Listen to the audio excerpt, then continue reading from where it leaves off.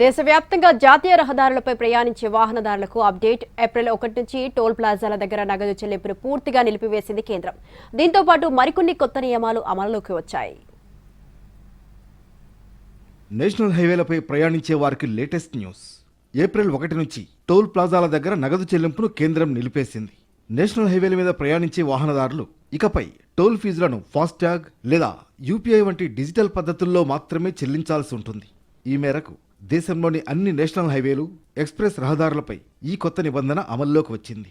పండుగ సమయాల్లో టోల్ ప్లాజాల వద్ద టోల్ ఫీజు చెల్లింపుల్లో ఆలస్యం కారణంగా కిలోమీటర్ల మేర రోడ్డుపై వాహనాలు బారులు తీరుతూ ఉంటాయి.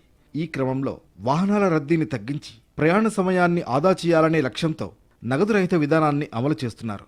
సుమారు 98% నేషనల్ హైవే టోల్ ప్లాజాల్లో ఇప్పటికే టోల్ చెల్లింపులు ఫాస్టాగ్ ద్వారానే జరుగుతున్నాయి.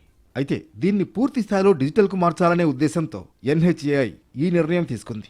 ఈ నిర్ణయం వల్ల టోల్ వసూళ్లలో పారదర్శకతను పెంచడం మాత్రమే కాక వాహనాలు టోల్ గేట్ల వద్ద ఎక్కువసేపు నిరీక్షించకుండా త్వరగా వెళ్లేందుకు దోహదపడుతుంది. హైదరాబాద్ విజయవాడ జాతీయ రహదారిపై టోల్ రుసుములు వివిధ రకాల వాహనాలకు ₹5 చొప్పున తగ్గించారు. నూతన టోల్ రుసుములు ఏప్రిల్ 1 నుంచి అమల్లోకి వచ్చాయి. పంతంగి టోల్ ప్లాజా దగ్గర 3 యాక్సిల్ కమర్షియల్ వాహనాలకు ₹5 చొప్పున తగ్గించారు. ఒకవైపునకు ₹290 నుంచి ₹285 తగ్గింది. 24 గంటల్లో ఇరువైపులా ప్రయాణానికి ₹435 నుంచి ₹430 తగ్గింది.